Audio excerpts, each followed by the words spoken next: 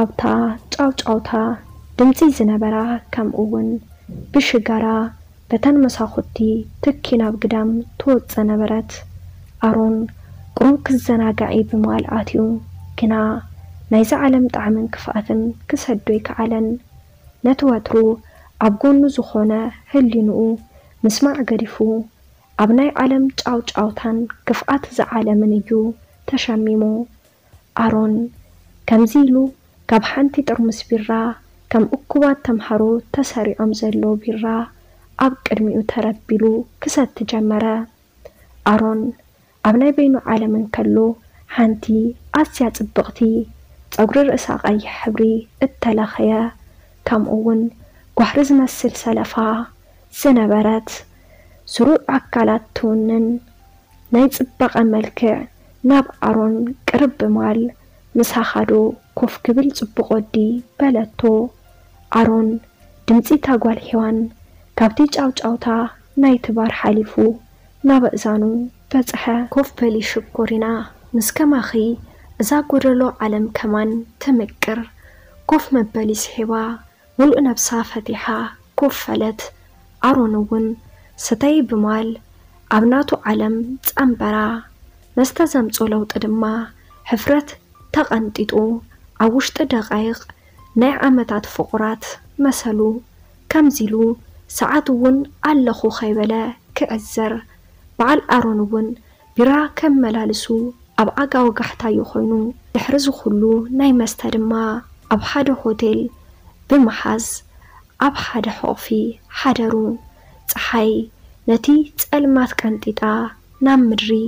ዓለም ብርሃና ክትልእኽ ጀመረት ኣሮን እውን ፀሓይ ከም ዝበረቐት ፈሊጡ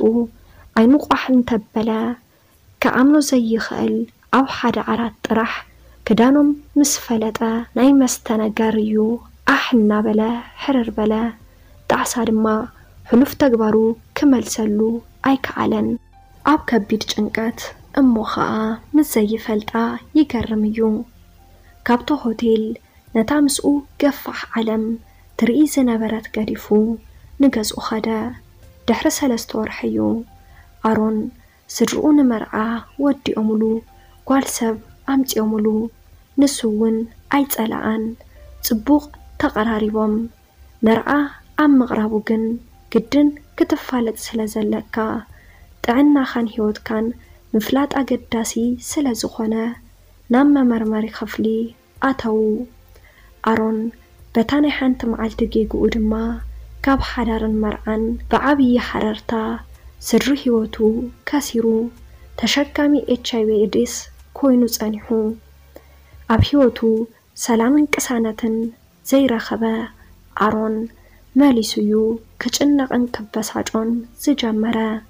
ነታ ጓል ሔዋን ደልዩ ክረኽባውን ኣይከዓለን ንበይኑ ድማ ንምንባር ጉዕዞ ሓደይሉ ካብ ዝነብር ተስፋ ኸይቆረጸ ሕሉፍ ታሪኩ ከም መምሃሪ ተጠቒሙሉ ናብራ ህይወቱ ክመርሕ ጀመረ ሕማም ኤችአይቪ ኤድስ ድማ ንምንባር ከም ዘይኽልክል ተረዲኡ ከምኡውን ምኽሪ ካብ ምሁራት ሓኻይምን ቀሲሙ ብግቡእ እናተኸታተለ ካብ ጌግኡ ተማሂሩ ምንባሩ ገና ከም ዘየቋርጽ ብምርዳእ ህይወቱ ክቕጽል ጀመረ ወዲ ሰብ ኮይኑ ኣብ ዓለም ዘይወድቕ የለን ስለዚ ካብ ዝወደቅካሉ ሓፍበል ተስእ ሎም ወዲቕካ መወዳእታ ዓለም ማለት ኣይኮነን ተስፋ ይትቑረጽ ህይወት ሓንቲ መንገዲ ኣይኮነን ዘለዋ